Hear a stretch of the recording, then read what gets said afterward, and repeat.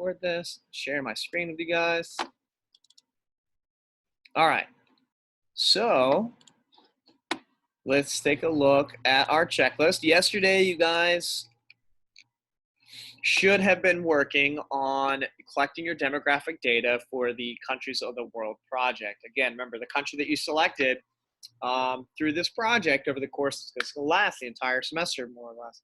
You're going to be collecting data and slowly trying to assimilate the perspective of individuals from that country based on what you've learned, you know, kind of into your mindset, so that when we're discussing environmental problems and environmental solutions, you can act as a proxy or representative from that country. And I am going to start off today's class by kind of just quickly showing you the resources that I provided in case you didn't get started. And I want to remind you, if you didn't get a chance to watch this video, I will go over the chimp survey here in just a minute. It's a wonderful video. Hans Rosling is one of my absolute top heroes. He was a medical doctor, spent some time in Africa. Then he became the professor of health for the country of Sweden. He did a lot of wonderful things for not only his country, but the world. And him and his son developed a program called the Gapminder Project to kind of help cure human ignorance, right? To address the misconceptions that we have about the world. And these misconceptions can be pretty toxic. And I'll talk more about that here in a second. So let's talk about what or how you should have collected your data. And the reason I included these instructions and these resources is because Google can be a dangerous tool, right? You just randomly typing things into Google and not really looking at the sources. You can get a lot of misinformation. So we need to make sure that we are always evaluating the credibility and quality of our resources. Now, as far as demographic data is concerned, the PRB and United Nations and the World Bank, I would say, are probably the top three most credible, reliable resources for data. And so let's go ahead and take a look at the United Nations website. So they have a Department of Economics and Social Affairs that collects demographic data from all around the world and compiles it into one place. What a wonderful world that we live in, that you can collect so much data so quickly and then also share it so freely with the rest of the world, right? No better time to have been alive than now. So let's go to interactive data. And this website can be a little intimidating. And there's lots of different desired indicators that we can look up in our data query. And so let's, we've talked a lot about total fertility rates, right? So let's go ahead and look that up, okay? And again, everything that I need you to find is down here, right? You just simply fill in the blank. So let's say this is a country I've always wanted to visit. I'll do Chile, right? And so when I click on Chile, go next. And I don't need the total fertility rates from 1950 all the way to the predictions for 2100. So I'll clear all these selections. The most recent data set would probably be the most accurate, and it'd probably be the best if I am to try to develop a perspective of this country. So I'll click 2015, 2020, I'll click next, and boom, our data should pop up. Great. So from 2015 to 2020, the average total fertility rate was 1.65, right? So the average woman in Chile will have 1.65 children during her reproductive lifespan. Now, what kinds of predictions can we make about Chile if their total fertility rate is 1.65? Would we expect this country to increase in population, stay the same, or decrease in the coming years? What do you guys think? Good. Absolutely. How, Jessica, Noah? Yeah, we would expect it to decrease, right? Because if each woman only has 1.65, obviously you can't have 0.65 of a child, but if every woman only has 1.65, that's well below the replacement fertility, right? So we should expect the Chilean population to decrease in the coming decades.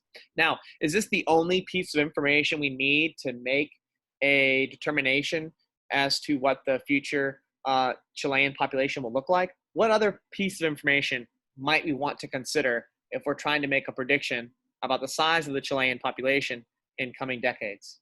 What other data set or demographic data do you guys think we need if we're going to make a prediction about population? Yes, absolutely, Austin. Anyone else? Yeah, that's important too. Anybody else? Come on, y'all. Just put it in the chat. I think you guys need to realize that the more you engage yourself, I know it's hard to engage yourself in virtual learning, but you got to try. And some of y'all are doing a great job. You got to get engaged. But yes, Austin, you're absolutely right. If we're going to make some predictions about the future of the Chilean population, we need to know about migration rates, right? Immigration and immigration. So despite the woman maybe only having 1.65 children, if the immigration rate is really high, then the population may stay the same. What if not only is the TFR 1.65, what if the immigration, right, E for exit, is really high as well? Then you're going to see a significant decline in population. Ay, ay, ay.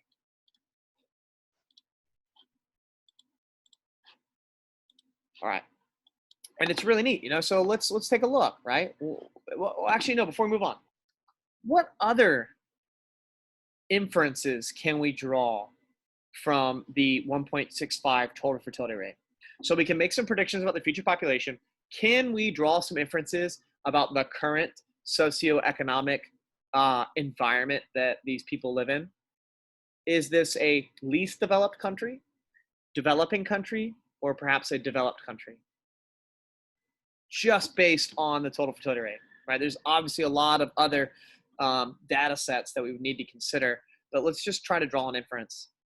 Yeah, definitely. Hayden, Howe, Kaylee, this is probably a more developed country, or maybe in the later stages of development, right? Of developing, because again, what we see is TFRs, total fertility rates, tend to be far lower in countries that are more developed. Now, there's always an exception to the rule, right? And so we would definitely want to take a look at, what are the literacy rates? What are the average years of education for both men and women? What kind of economic and socioeconomic opportunities are there for individuals to really kind of, solidify our inference about whether or not this country is developed or developing. So what this means is, if they are in fact developed, if we were to go there on vacation right now to one of the major cities, I think Santiago is one of the ones that comes to mind, it would probably look very much like any metropolitan area in the United States. People walking around with iPhones and driving cars and Wi-Fi and sipping Starbucks coffee, right? Which I think is a shock to some of y'all, because I think some of you guys, you think the rest of the world, you still have an old mindset of first world and third world. We need to get rid of those terms. They're very derogatory and they're very misleading. They're outdated by about 50 to 60 years, just to give you an idea, right? Just like kind of talking like the world's flat, right? It's just out of place. It's inappropriate. All right.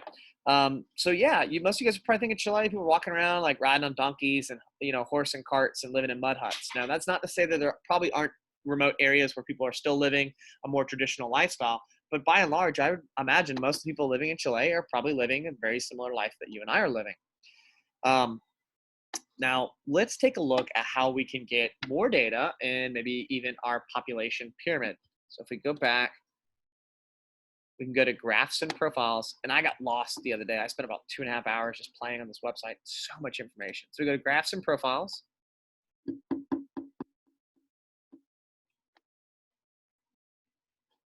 And then again, let's just stick with our country. Because remember, we made a prediction based on the total fertility rate that we think in the future the population is going to decrease. So let's see if other data and the predictions of the United Nations matches with ours.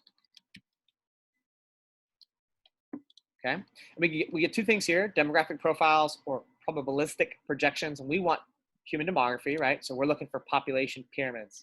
So I click on that, and boom, look what we got here. Now, we got a unique shape, okay? Does the shape of this population pyramid confirm our predictions? Does this population pyramid match that of a country that's probably going to decrease in the future in regards to population? Yes or no? What do you guys think? Yes, absolutely, right? Now, how do we know? Well, look, you can see here that there's a significant little bubble, right, between individuals like 25 and 40, right? So it looks like a majority of their population is middle-aged, but these individuals had far fewer children than their parents, right? And so we can kind of draw some inferences here and say, okay, if this generation had fewer children, then what kind of expectation or hypothesis might we derive about the patterns of reproduction that we'll see in this generation, they'll probably continue with the same pattern and have fewer children. So this also kind of reinforces our idea that Chile might be at the later stages of developing, or currently what we would consider a fully developed nation, right? Now, we'd obviously want to look at some World Bank data to see maybe what the gross national income per capita might be, if we really want to say that, okay, this country is a high income country, but it might be, middle income. Now let's see what, and this is where you just copy and paste this, right? So you can just copy this and put this right into your countries of the world report, right? You can put it right here, and you need to describe what it is you're seeing, right? Let's see what it was like in 1950, right? So in 1950, what kind of population pyramid does this display?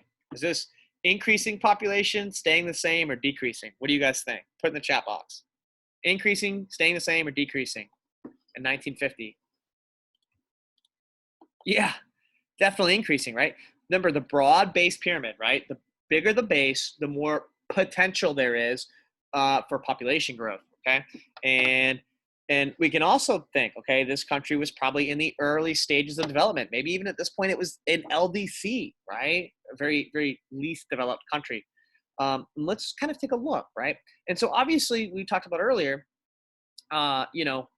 one of the reasons that the total fertility rate for Chile is probably so low is women probably have equal access to education and employment opportunities and more rights and access to family planning. Because let's be serious, y'all, you spend more time learning and being trained and how to drive an automobile. Think about, your weeks of driver's ed and then, hours behind the wheel with the parent watching you before you can get your driver's license. You're going to get no formal education about raising a family or planning for a family, right? So family planning is pretty profound. And so there's probably more family planning here in 2020 in Chile, which is the result, or which results in a lower TFR than there was in 1950, right? So it's probably, maybe women didn't have access to education, same employment opportunities, or maybe just education wasn't available for most people. Maybe there was no family planning programs. Obviously in 1950, there had been far fewer contraceptives, and that's going to increase the total fertility rate as well.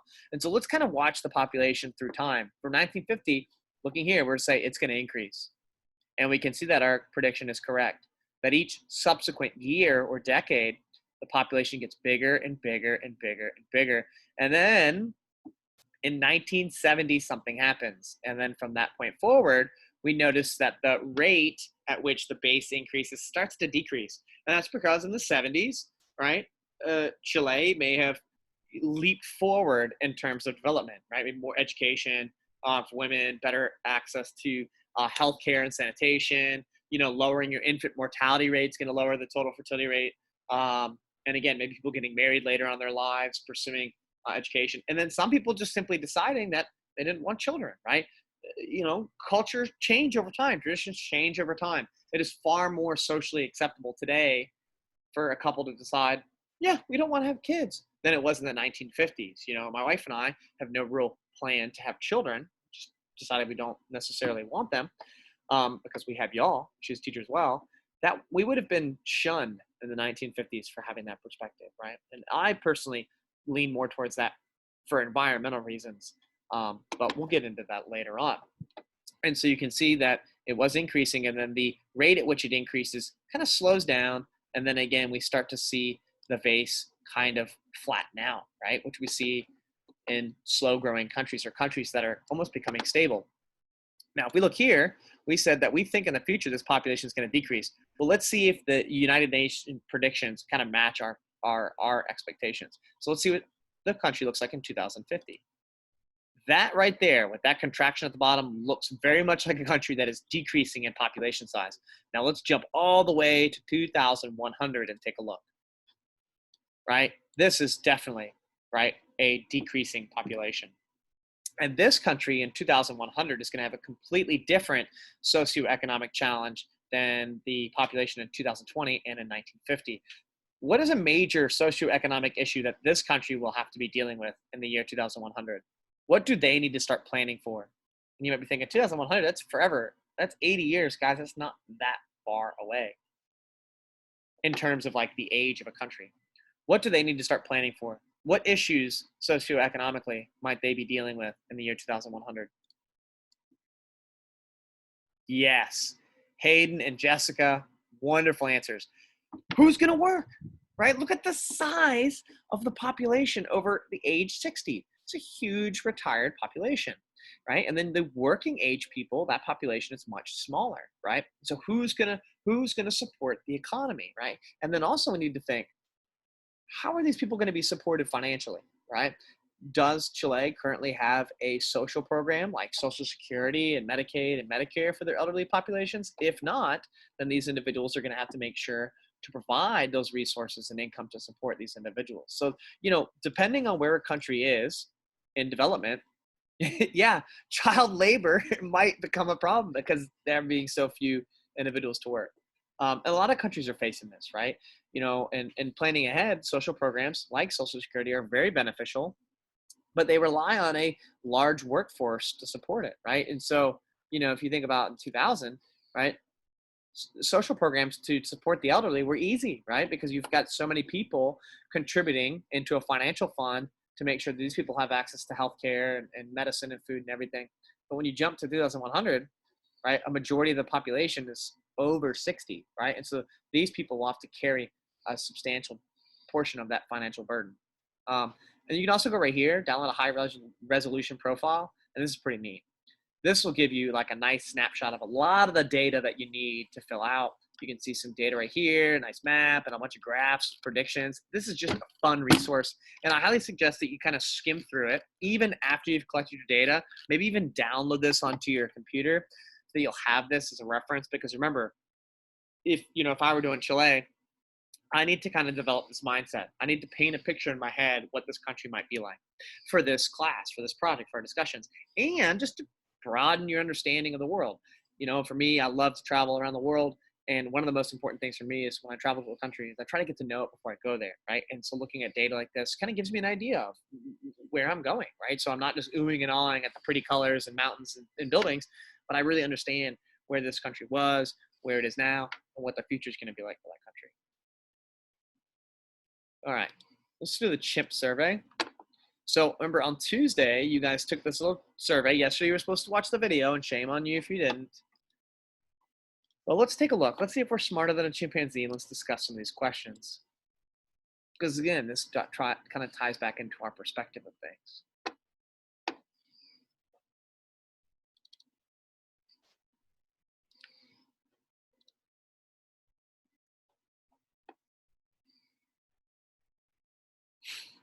Okay, let's go back to the beginning. So we had some questions, and in this video, Hans and Ola talk a lot about, they actually surveyed the audience. They surveyed people in Sweden and the United Kingdom, and then also European and American news media companies. How did the deaths per year from natural disasters change in the last century? I'm gonna tell you guys something. They talk about in the video. We are biologically hardwired to assume the worst, right? Our species has survived because of our neocortex, our prefrontal lobe, and our ability to kind of draw quick generalizations from the world around us. And historically speaking, assuming everything was dangerous, assuming everything was out to hurt you, had an evolutionary benefit, because if you were afraid of everything, you were going to be more likely to survive, right? But this still affects and skews our ability to make accurate inferences and measurements about the world around us. So we look at this question and we naturally think, oh man, I have seen so many earthquakes and tsunamis on TV lately. I bet you there are so many people dying per year, more so than ever before, because you see it more. But that's not necessarily the case. Let's look at your responses, right? And so it's pretty even split. Half y'all think it doubled. The other half thought it went decreased by half. And this is actually the correct answer, right? It has decreased far less than half, right? Why? Well, we're way better at monitoring weather systems. We're way better about making predictions, about earthquakes and volcanic eruptions, right?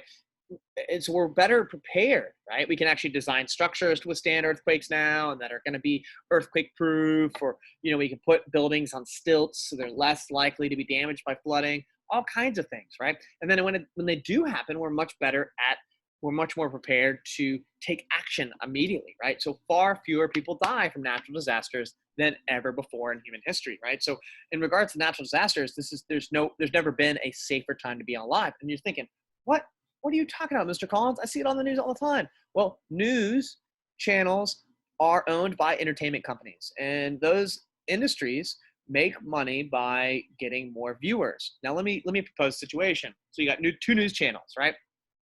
News Channel 1. Good afternoon, ladies and gentlemen. A breaking story. Scientists have recently considered and observed the data around the world, and they have come to the conclusion that there has never been a safer time to be alive. The number of people who have died from natural disasters over the last century have actually decreased by half.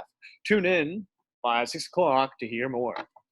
How many people out there do you think are going to tune in at 6? I love a happy story, and I like data, so I'm like, yeah, dude, let me watch that later. But that's not how most of us operate. We're not, unfortunately, we're not as hardwired to get an adrenaline rush from safety.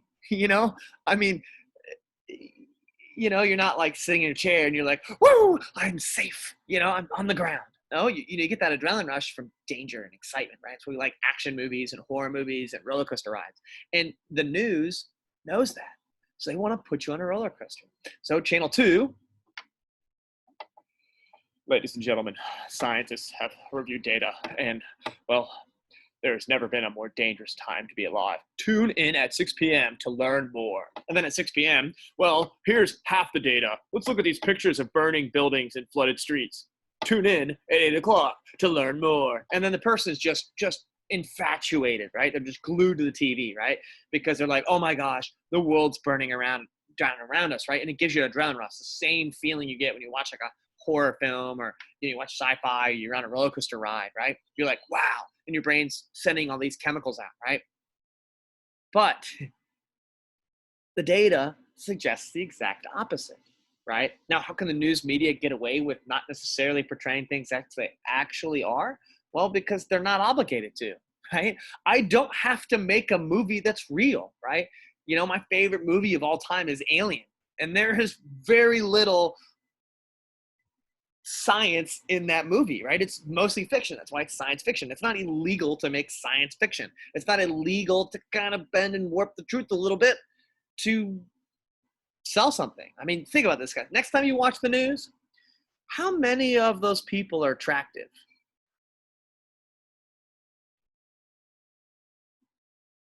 Is that a qualification for the job? Is being attractive a credential that you need to be intelligent? No, they want pretty people on TV who are telling you exciting stories so that you watch it, right? Most of those people have degrees in journalism, right? Which is nothing wrong with journalism. We need journalists, but their degree is in collecting information and writing exciting stories, right? How many people would you think would turn in for the 11 p.m. news to listen to a human demographer whose education is in statistics or something, and to present data, right? It's not exciting. People don't want to listen to it, right? And it's rather unfortunate because it really skews our view of the world. How about this one? Women aged 30 currently spent how many years in school on average, with men spending 8? Again, our brains, the world has never been worse, probably 3 years, right? Well, we know what the answer really is 7, right? Let's look at the responses. Okay, this one you guys were a little better, right? A lot of you guys got this right. This is not to say that women around the world still don't face atrocious hurdles, right? But we have come a long way, right? It's much better today than it was in 1950 for women around the world. But again, we have not arrived at our, sorry y'all, we have not arrived at our intended goal destination. There is still much work to be done to achieve true equality between men and women around the world. There are many places where women have very few rights, and they're still living in a world that would have looked like, the 1800s, right? So there's still much work to be done. But the work that has been done over the last couple of decades has been successful in increasing the average number of years a woman has access to education. So there is a lot. There's more to celebrate, right? There's still a lot wrong with the world. There's still a lot of problems, but we're doing a good job of resolving a lot of the problems, right? So that should motivate us to continue to attack problems environmentally, economically, and more importantly now than ever, societally. There are a lot of problems that need our attention, and we need to not throw our hands up with this defeatist attitude and say, no, we can make change because the generations before us have made change. In the last 20 years, the number of people living in extreme poverty has done what? Has it doubled, remained the same, or almost halved? Now, obviously, we're talking pre-pandemic, right? So we're not really sure how the pandemic is going to pan out globally. A lot of people are experiencing some incredible financial hardship right now, but we're talking pre-pandemic. Again, our brains and a lot of the streams of information that surround us, we want to think this, right? Most of us are going to say, oh man, it's bad. It's worse than it's ever been before. But again, if you look at the data, the answer is almost half. So in the last 20 years, our efforts to defeat world hunger and to reduce poverty have been working, and have been working incredibly well. Now, again, that's not to say that there's still not a tremendous number of people living in extreme poverty. What this means is that these problems are problems, but they're problems that we can resolve, right? We can create change.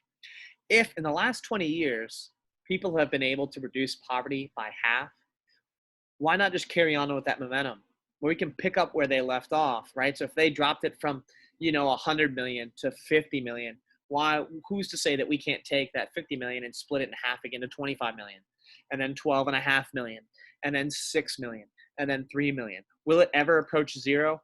Probably not, right? But does that mean that we shouldn't try? Absolutely not, right? And so this is something I want you to keep in your head. Again, we talk about population. If you went on the side of the street and asked someone, hey, what do you think about the world population? They're going to throw their hands up and say, we're all doomed. The population's growing out of control. But you guys know, by looking at the data, that it's not necessarily growing out of control. Now, why do people have these perceptions? Well, again, if we go back, here, when y'all's grandparents and parents went to school, like my parents went to college in like the 80s, right? Look at Chile. Right? If my dad or my mom was sitting in a college classroom and they were learning about Chile, this is the world they would have studied, right? This is the world that we're studying. It's changed a lot, right? And so that's the importance of always staying up to date, right? Doing your own research, question everything, right? Question your sources, right? So you look at the United Nations website and you're like, I don't know, should I really get all my information from one resource? No, go to the PRB, right? Go check other websites. Sorry, y'all, someone's deciding they want to work a chainsaw or a leaf blower right now. You always got to keep current. And even everything I say, question everything. That's what makes a good scientist, right? Nothing is ever enough. One data point, no, they want 10. They want to do the experiment 15 times, not just once, right? All right, now let's pick up where we left off. I know we talked a little bit about human demographic transitions, but I just want to quickly go back over it. Okay, these stages are concepts that we apply to human populations. Everything else can be applied to humans and animals and plants, right? Like total fertility rates, infant mortality rates, all of those concepts and ideas can be applied to the natural world and systems. But demographic transitions, this is something uniquely used to describe human demography because we're looking at the socioeconomic conditions. So stage one is pre-industrial, right? Birth rate, death rate, really high infant mortality, high total fertility, probably poor access to sanitation and healthcare and education. And then as we progress forward, this is a transitional stage, right? Where usually we have improvements in sanitation, access to medicine, and education. And so death rates usually drop, right? And then eventually we enter the industrial era, right? And people are going to work, more access to education, medicine's improved, sanitation's improved, more food for everybody. So the birth rate drops down. And then 4 is post-industrial. I'm really sorry, y'all. Is